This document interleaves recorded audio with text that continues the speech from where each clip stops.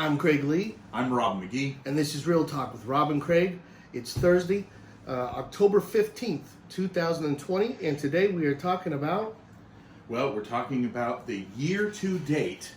As we enter in here to our final quarter of 2020, we're talking about what's happened in the mortgage industry and the home purchase and refinance market for this year. I did a little research before we did this.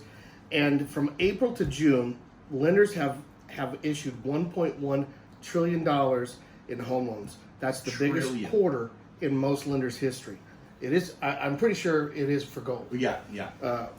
Refinancing is up more than 200% over last year. That's a big part of that.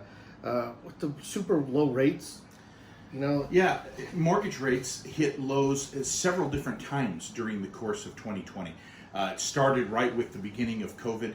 We saw a real dip in March, and a lot of people grabbed those interest rates and refinanced. And then we saw them jump up quickly in April. And we thought, well, that was a short little refinance period.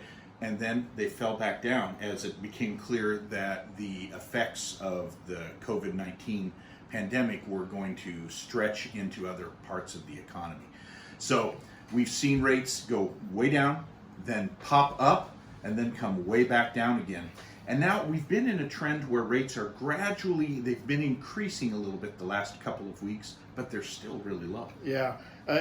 This is kind of, I don't really agree with this. It says mortgage rates hit new lows multiple times this year, but below 3%. I guess I read it wrong the first time. Because we were doing in the twos back in February, because we had a pretty good February with refinances. And then a lot of those people have refinanced again because rates dropped even lower. The purchase... we've helped some families twice this year as rates continue to fall. And a lot of those that we're talking about are VA loans. So if you are a veteran, if you've refinanced or not, if you're in the threes, man, you should be calling somebody. Call us. We'll tell you what our rates are. If you use us, that'd be awesome. If not, there's a lot of great other companies out there too, and we're always here to help if we can. It's kind of weird that it says purchase businesses. Businesses? That's a purchase businesses. No, maybe. They dropped 8% from the year earlier. And that's largely due to the fact that the COVID-19 pandemic caused a real change in the real estate market. As you might be aware, realtors could not hold open houses. They couldn't show a house that was listed to a whole family. The rules were extremely strict. And for a short period of time, realtors weren't even allowed to work. In our state, the governor ordered them closed by decree. So now the good news is, just last week in Washington state, realtors were allowed to hold open houses again. So if you've been thinking about listing your home, but you wanted to wait until an open house could be held or until the real estate market was back to some normalcy, this would be the right time. Here's something that's kind of encouraging. Home sales jumped up 25% in July. That's the strongest monthly gain this whole year. I mean, that's 25% is what we were seeing back in 2002 to 2007, and that's when there were no regulations really, not in comparison to what we have today.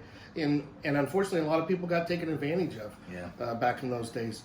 But the good news is home prices continue to rise during this pandemic. The market's strong, and this says it's pushing home ownership further out of the reach for many Americans.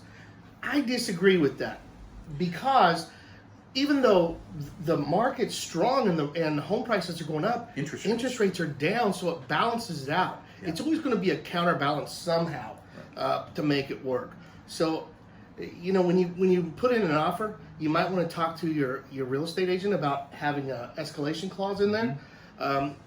It is a very competitive market. It's a crazy market right now. But we're still helping a lot of first-time home buyers, families that are purchasing their first home that might have thought, well, I can't qualify with as expensive as homes have gotten because interest rates are low. To Craig's point, don't let that dissuade you. Call us. We're helping a lot of first-time home buyers get into homes. As rates do go up a little bit, you will see like people that are looking at $400,000 and $500,000, $600,000 houses, you'll start seeing them not qualify for that as much. Right. So you'll have to go back and renegotiate possibly on what you're approved for in some cases. In some cases, with the rates still being so low, I think you'll see that right now you're going to qualify for a lot more home than you probably had planned on.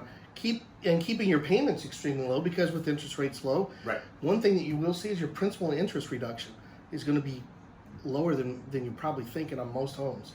But your taxes are going up. Taxes, at least in Pierce and King County, have really every county up. we're working in, taxes assessments have gone up, and so you'll notice some changes on that. Yeah. So. Well, if you have any questions, we'd love to talk to you. Please like and share this video with everybody you can. Also, go to www.realtalk.mortgage. That will take you right to our website. This will be posted at 1 o'clock today. I'm Craig Lee. I'm Robb McGee. And that's Real Talk with Robb and Craig.